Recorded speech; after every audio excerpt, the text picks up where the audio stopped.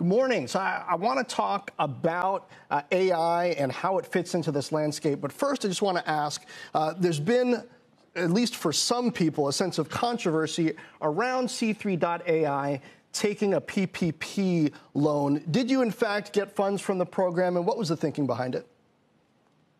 Well, I think that if we think back to February and March, there was a kind of massive economic dislocation. I think we saw a, massive contraction of GDP, massive contraction in equity markets.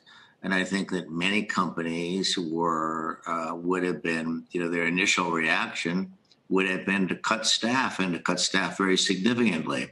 And I think the PPP program was put together, and I think it was a pretty good idea, to encourage companies to avoid layoffs.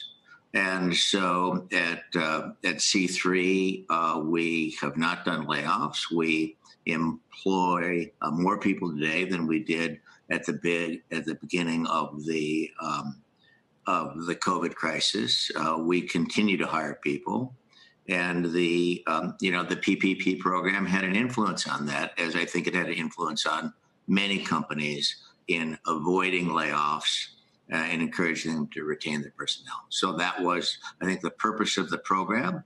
That was the motivation of companies that took advantage of the program, and the program has been largely successful. Certainly for those that were able to get the funds. And so tell me, if you got more people now than you did before, that suggests to me that you expect that demand is going to be pretty good moving forward. What kinds of clients are you seeing that are looking to increase their use of AI, and has their focus on the areas where they want to deploy it shifted at all? Well, it is, after the shock to the system that we saw, say, in February, March, April, and people began to recover from the shock, we see across all industries, travel, transportation, oil and gas, utilities, manufacturing, telecommunications, financial services, a dramatic increase in the desire on the part of the CEO and the boards to engage in kind of massive corporate scale digital transformation to ensure that their companies are well positioned to compete in the 21st century economy. So as it relates to enabling technologies for digital transformation, I believe we're the world's largest company in that space.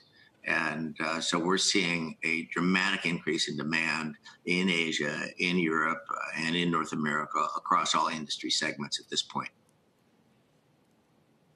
Hey, Tom, like 30,000 feet, would you argue that the pandemic in aggregate has spurred more innovation faster, or has it been sort of an interrupting factor where projects that would have happened have been either canceled or delayed? I think it is absolutely spurring innovation and digital transformation writ large globally. It's spurring innovation in distance communication and distance management technologies. And I think really the untold story there is the work that Microsoft has done with this Teams technology. I mean, it's really quite remarkable. I think a third area where it will have, a massive impact is going to be an innovation related to distance learning.